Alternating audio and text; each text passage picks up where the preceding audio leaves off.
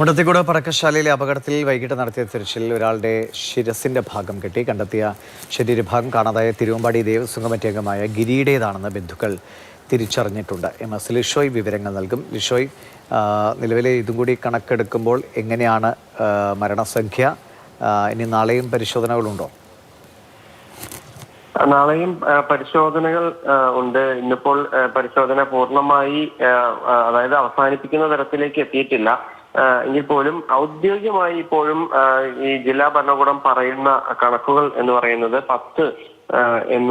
10 പേർ മരിച്ചു എന്നുള്ളതാണ്. അതിൽ 9 പേരുടെ മൃതദേഹം നിലവിൽ തിരിച്ചറിഞ്ഞിട്ടുണ്ട്.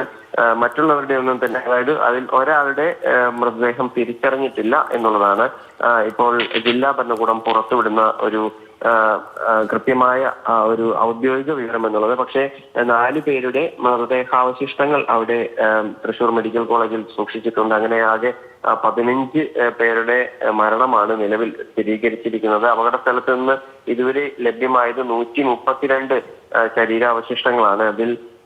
ഇതിൽ DNA പരിശോധനകൾക്ക് ശേഷമായിരിക്കും എത്ര പേരുടേതാണ് എന്നുള്ള കാര്യത്തിൽ ഒരു വ്യക്തത വരികയുള്ളൂ. അതിനിടയിലാണ് ഇന്ന് ഉച്ചയ്ക്ക് ഈ മേഖലയിൽ നിന്ന് തന്നെ ഈ മരിച്ച ഗിരിയുടേതെന്ന് കരുതുന്ന ശരീരഭാഗം കണ്ടെത്തിയത്.